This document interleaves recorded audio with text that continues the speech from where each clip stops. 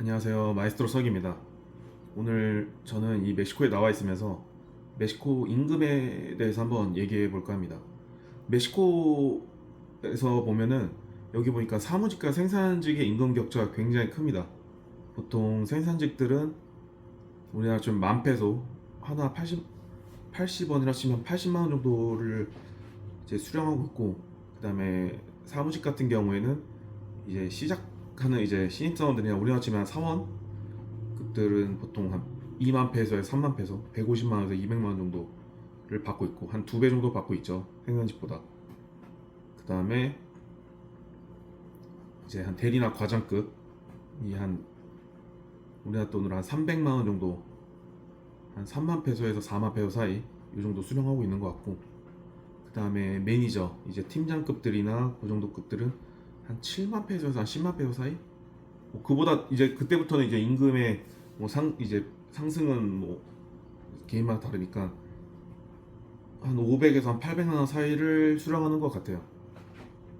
그러니까 사무직을 하면 우리나라랑 뭐 그렇게 차이가 난다라고 볼 수가 없죠. 그렇게 많이 차이 나지 않고 오히려 더 많이 받는 느낌이 나요. 여기 일하는 걸 보면은 더 많이 받는 느낌이 나고, 대신에 이 생산직 같은 경우에는 정말 그 최저시급만 딱 받는 느낌인데, 최저시급이 우리나라처럼 그렇게 높지가 않죠. 계속 높아지고는 있다고 하는데 그렇게 높진 않습니다. 그렇다 보니까 생산직과 사무직의 그 임금 격차가 굉장히 큰데, 지금 보면은 어떤 느낌이냐면 우리나라 이제 50년대생, 60년대생, 그 60년대생들이 가장 많죠. 이 베이비 부머 시대라서 60년대생들의 느낌이 지금 한 90년대생 느낌이 나는 것 같아요. 그러니까 우리나라가 지금 평균 연령이 한 45세, 기준 평균 연령이 45세라고 하면은 여기는 한 20대 후반 정도로 알고 있거든요. 그러니까 이제 베이비 부머 시대가 우리나라보다 한 2, 30년 더 늦게 이게 베이비 부머 시대가 2, 30년 더 늦죠. 그러다 보니까 이제 청년들이 굉장히 많은데, 여기는 사실 공교육이 그렇게 발달되지가 않았어요. 그래서 좀 잘 사는 집안 사람들은 보통 이제 사립학교를 보낸다던가 그렇게 하고 공교육을 많이 받지 않는데, 사실 우리나라는 사는 게 거의 다 비슷한 상태에서 뭐, 뭐 당연히 좋은 학교 가면 좋은데, 이 우리나라의 그 공교육과 사립학교, 공립학교랑 사립학교가 그렇게 차이 나지 않는 느낌이라면 여기는 정말 하늘과 땅 차이거든요. 그래서 보면은, 그리고 실제로 여기 멕시코 현장, 그 이제 현장을 가게 되면 영어를 하는 사람들이 굉장히 드물어요. 영어를 거의 못하고. 근데 이제 사무직 인원들은 대부분 영어를 하죠. 영어를 잘하고 우리나라 사람들보다 훨씬 유창하게 영어를 더 잘합니다.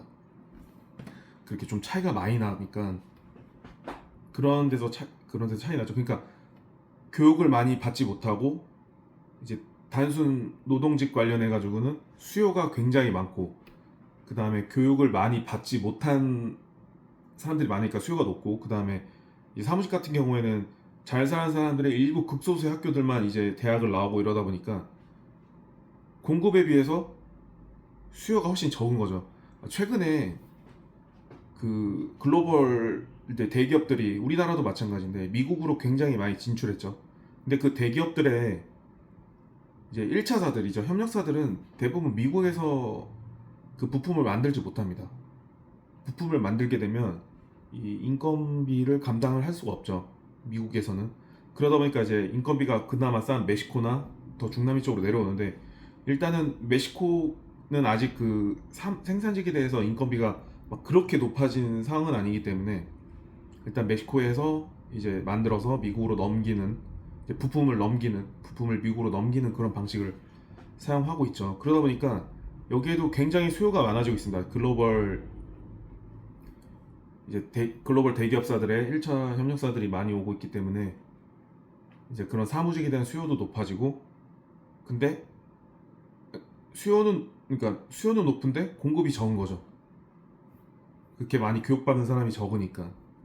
대신에 우리나라 시대 베이비부머처럼 청년층은 많은데 그렇게 교육받지 못한 사람들 많으니까 그렇게 그냥 생산직으로 일할 사람들은 넘쳐나는 거예요. 그러니까 임금이 사무직에 비해서 그렇게 높아지고 있지 않은 거죠. 우리나라는 약간 정반대죠.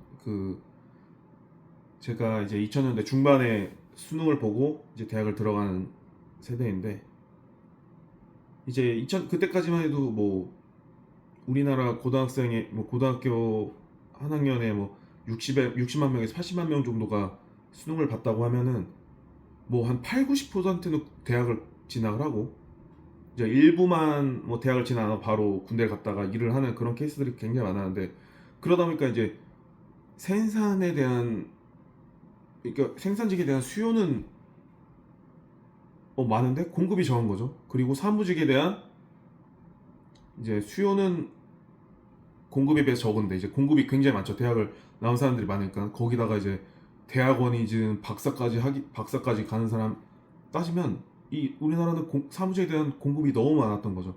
그러니까 이제 사무직과 생산직의 그 임금 격차는 많이 나지 않는데 여기는 정반대인 경우죠. 그래서 좀 찾아보니까 그 멕시코에서도 한 10만 페소 우리나라 돈은 한 800만 원 정도의 월급을 수령하게 되면 실수령이 500만 원 정도밖에 안 돼요. 그러니까 30% 정도를 세금으로 다 배출합니다. 그리고 실수령은 500밖에 안 되는데 그러니까 여기도 세금을 꽤 많이 걷고 있죠. 그리고 현금성 복지를 굉장히 많이 해서 전체 인구의 80에서 85% 정도는 이제 현금성 복지를 무조건 한 달에 한 번 수령한다라고 통계도 되어 있거든요. 그러니까 이제 인프라에 신경을 써야 되는데 그 공교육을 높여주고 그래야 이제 어느 정도 밸런스가 맞는데 여기는 아직 그런 게 부족하고 어느 정도 올라오기 전부터 계속 현금성 복지만 살포하다 보니까 그런 인프라나 이런 것들이 발전되기 전에 사람들은 거기에 이제 익숙해져 버리고 점점 더 올라오지 못하고 있는 거죠. 이런 거 보면서 우리나라는 처음에 이제 성장할 때 인프라부터 먼저 갖춰진 상태에서 뭐 이렇게 올라왔으니까 어느 정도 지금 현금성 복지가 많이 살포된다 그래도 뭐 어느 정도 완충작용은 되고 있거든요. 그리고 사람들의 삶도 여기서 보는 것처럼 그렇게 그 빈부격차도 심하지 않고 그러니까 근데 우리나라도 이렇게 계속 현금성 복지가 살포되고 그러다 보면 어느 순간에는 그게 점점 이게 오히려 그 격차가 더 벌어진다는 거죠. 그 멕시코처럼. 아무튼 멕시코 임금을 보면서 우리나라도 좀 더 이런 부분에 대해서 이렇게 뭔가 이 수요와 공급이 맞아져서 어느 정도 이렇게 일정 갈 수 있도록 해야 된다라는 걸 좀 느끼고 있습니다. 근데 사실 멕시코도 임금이 굉장히 가파르게 올라오고 있는 중이거든요. 한 10년 전쯤만 해도 한 매니저급 팀장급들이 보통 한 300? 우리나라 돈으로 300만 원 정도 수령을 했는데 지금 거의 2배 이상 수령하니까 굉장히 수요가 많고 그 다음에 그 멕시코 보면은 여기에 이제 중남미 쪽에서 나오고 자라거나 아니면 스페인어과를 졸업해가지고 멕시코로 그냥 현지 채용으로 일하러 온 사람들이 굉장히 많은데 그분들의 인건비도 굉장히 많이 상승했습니다. 우리나라 기업들이 특히 삼성이나 뭐 SK, 현대 이런 굴지의 대기업들이 미국에다 공장을 많이 설립했고 그 협력사들이 우리나라 얼기설기 얽혀있는 구조인데 그 협력사들이 굉장히 멕시코로 진출을 많이 했거든요. 그러다 보니까 이제 현지 채용이 그러니까 우리나라 회사인데 현지 채용으로 더 오게 되면 현지 채용에 대한 수요도 있고 근데 그 수요는 한계가 있고 그러다 보니까 그분들의 인건비도 굉장히 많이 오르는 상태입니다. 그래서 이제 좀 더 시간이 지나면 우리나라 그 온두라스나 과테말라 이쪽으로도 더 공장들이 많이 내려갈 것 같기도 해요. 왜냐면 옛날에 우리나라 그 옷 만드는 방직 공장들이 거기에 굉장히 많이 있었거든요. 근데 그 이유는 잘 모르겠는데 그 산업들도 많이 죽고 우리나라 그 분들도 많이 돌아갔거든요. 한국으로. 이제 거기에 우리나라 협력사들이 이제 미국에 납품하기 위해 그 지역으로 이제 많이 넘어갈 것으로 예상을 하고 이제 거기에 이제 그 중남미 이제 멕시코를 제외한 중남미 쪽도 인건비가 또 굉장히 가파르게 상승할 것 같다라는 생각이 또 듭니다. 근데 가장 중요한 거는 이런 그리고 생각하는 게 이런 세금을 많이 내게 되는데 세금을 현금성 살포가 아니라 이 공교육이 더 잘 될 수 있거나 이런 인프라들이 더 잘 갖춰질 수 있게 더 투자하는 게 나라가 발전할 수 있는 그다음에 임금 그 빈부격차가 더 줄어들 수 있는 그런 방법이 아닌가라는 생각이 좀 듭니다. 다음에 또 인사드리겠습니다.